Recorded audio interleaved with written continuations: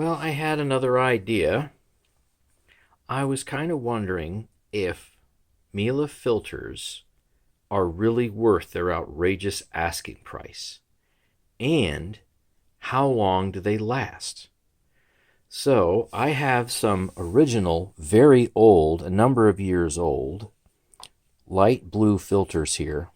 I got one in this S514 and I got one in the light yellow Miele Jazz that I have. And you can see that somebody dated this July of 10. Now, I don't know why that extra right-hand slash is over there. Maybe they thought they were going to write something else in there.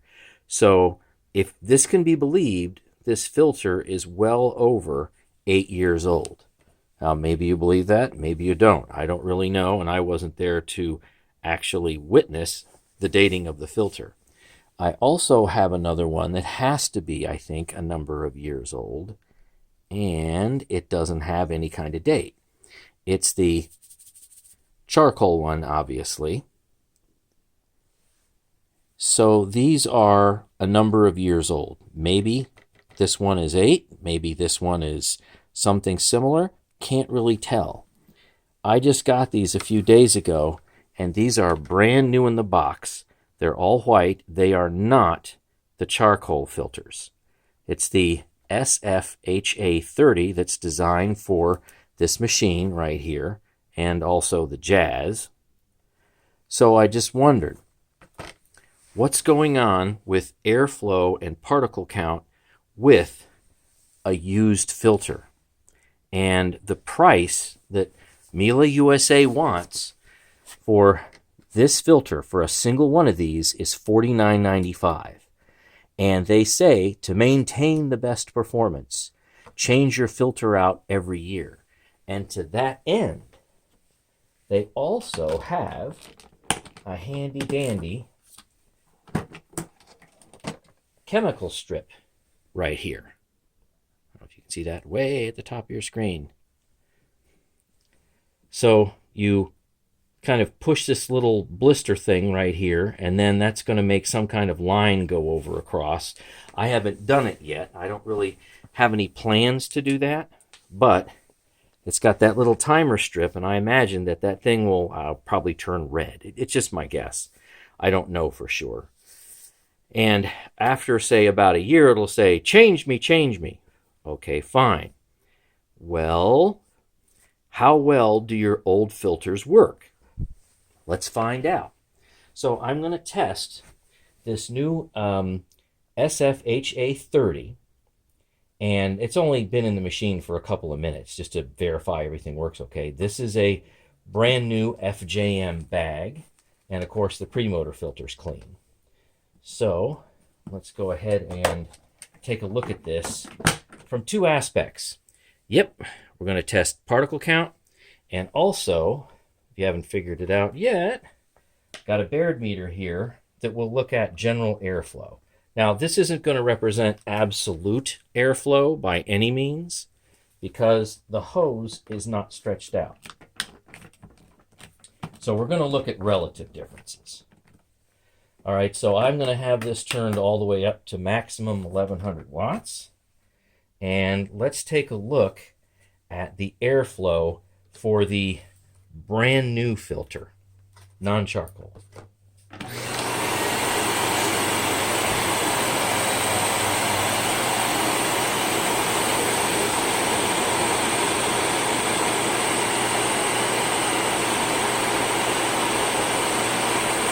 All right, I see like a sustained 6, peaking to maybe a 6.5. So we are well over 90 CFM. Let's see, a 6 is a 93. Had to look at my chart.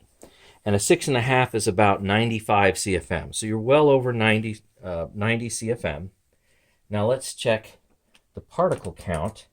I'm going to measure these filters. They all have the same pattern right here. I'm going to measure them literally right in one of these little, looks like a hexagon. Let's see, 1, 2, 3, 4, 5, 6. All right, yeah. Right in exactly the same spot. In order to do that, though, I'm going to have to move you closer in tilt the camera up a bit. And I hope that you're going to be able to see the readings. And unfortunately, in order for me to do that, I got to hold the particle counter upside down. All right, so it looks like you can see the numbers.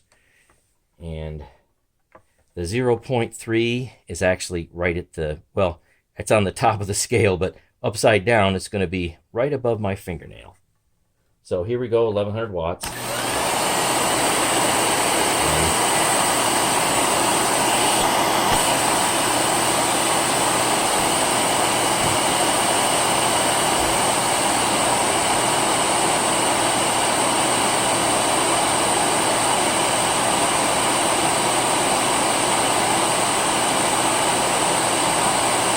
All right, here's the first reading, and it is a 0. Well, in fact, they're all zeros, triple zeros. And here's the next reading, and they're all triple zeros. And here's the third reading, 2, 1, pump, and it's all triple zeros. Okay, so you get the idea. So it's a great filter. Obviously, it's in brand new condition. And it's rated for H13 filtration. So that's better than H11. Now, these old filters, I haven't been able to find any data on them. I'm pretty sure I could guess that they're supposed to be at least H11. If somebody knows and say, yes, these are all supposed to be H13, then please let me know in the comments. But they're certainly at least H11.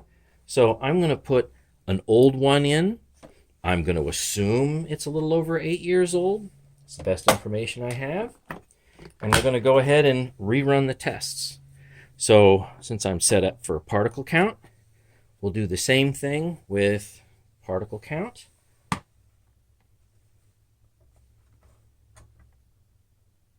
And away we go.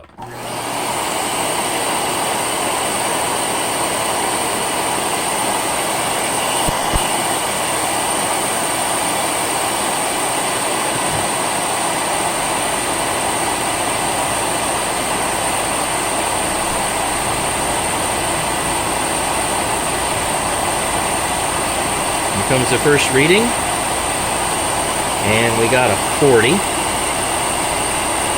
Here comes the second reading, and we got a 20.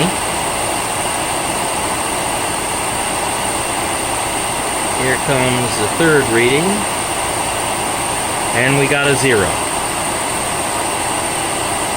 And here's the fourth and final reading. And it's still, so we're all zeros. So it got back down to 0. Now what you can't see, till I move the camera, is the airflow.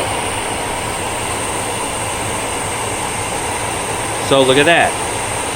So we're sitting at a 7. Tiny bit of a difference. So a 7 is about 97 CFM. So it's giving me a couple of CFM more airflow, not less. It's not clogged. I think that's really fascinating. I guess I could have turned that off earlier, huh?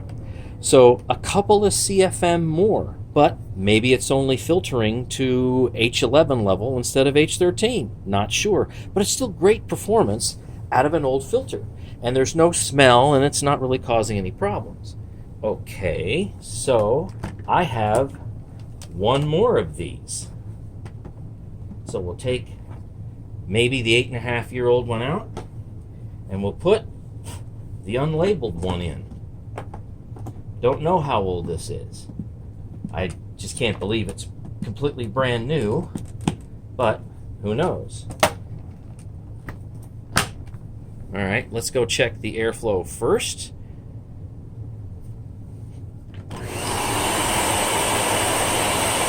And we're at 6.5. So pretty much within a CFM or so, it's the same as what this is doing. I mean, this one might be like 1 CFM less, something insignificant like that. But that's fantastic performance. Okay, let's do a particle count on this second filter, and I need to bring you back up again.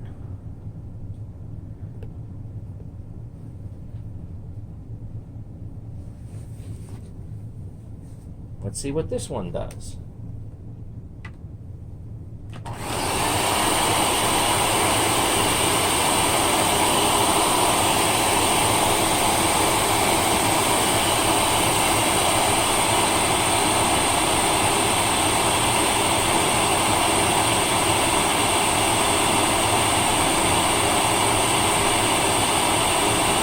All right, first reading is a 0.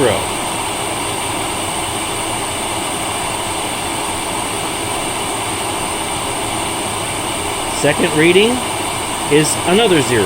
Well, all 3 zeros, but the 0.3 micron, all zeros. Here comes the third reading, yet another 0. And here comes the final reading.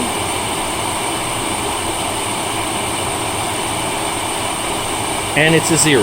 So it's all perfect zeros. All perfect zeros. Fantastic. All right, so can you figure out what my complaint is? And some of you might already know this. So you've got new filter, old filter. What's the performance difference after a number of years? Essentially, donut. So these filters are really expensive, and it seems to me, all right, I understand it's going to make some people angry. It seems like Miele is in the business of selling you filters unnecessarily. Now, of course, if your old filter is damaged, if it's smelly, if it's leaky, it's cracked, whatever, and you know it's not doing its job, please replace your filter. But if it looks like this, especially after a number of years, I don't know what the point is in spending $50 retail for a new filter. It seems pointless. So I was able to get these on eBay, brand new in the box, for $29.95 delivered. That to me is still too high for something that, I gotta be honest with you, I can't believe it costs more than a couple of bucks to make these things. So my complaint is that it seems like Miele is in the business of not only selling you a nice quality machine, but selling you really overpriced, outrageously priced HEPA exhaust filters. All right, so that really was pretty much just my point. And now you've actually seen it with 2 old ones. So what can I say? Believe it or not, hope you enjoyed the video. Can't wait for the comments. Until next time, happy vacuuming.